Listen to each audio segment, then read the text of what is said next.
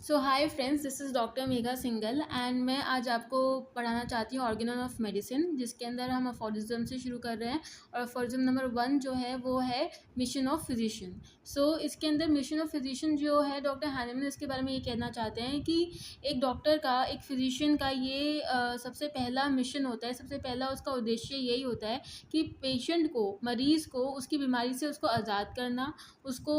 स्वास्थ्य की तरफ वापस लेके आना, उसकी बीमारी को जड़ से काटना। और यही सबसे पहला और सबसे only and high and only यही मिशन होना चाहिए।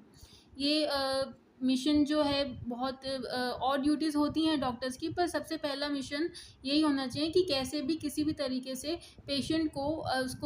उसकी बीमारी से उसको आज़ाद करना और उसको ट्रू सेंस में जड़ से काटना। और फुटनोट पे जो है वो डॉक्टर हैनिमन ये बता रहे हैं कि हमें जो फिजिशियन का मिशन नहीं होना चाहिए, जो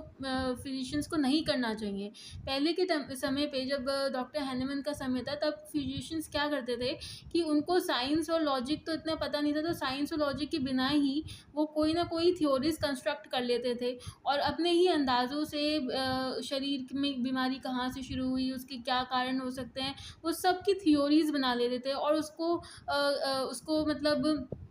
थ्योरीज बना के, हाइपोथेसिस बना के, और उसको एक तरह से अपने आप ही अंदाजे से बता देते थे कि ये किस वजह से हुआ है, किस वजह से नहीं हुआ है, कल्पनाओं के आधार पे था सब कुछ। तो उसको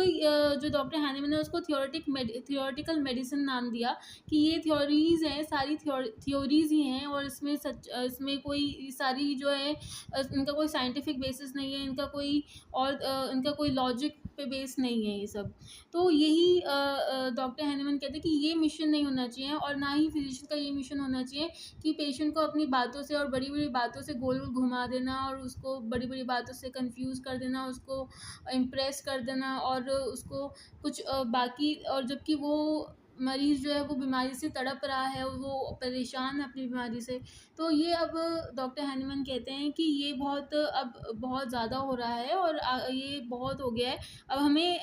बड़ी-बड़ी बातों से इंसानियत को धोखा नहीं देना चाहिए। वो already mankind is suffering and we should help and act. और वो कहते हैं कि अब एक्शन लेना चाहिए, हमें ठीक करना चाहिए पेशेंट को और उसकी बीमारी को से उसे जड़ से काटना चाहिए, जड़ से उसकी बीमारी को रिमूव करना चाहिए, क्योर पे ध्यान देना चाहिए, क्योर पे फोकस करना चाहिए, ना कि हमें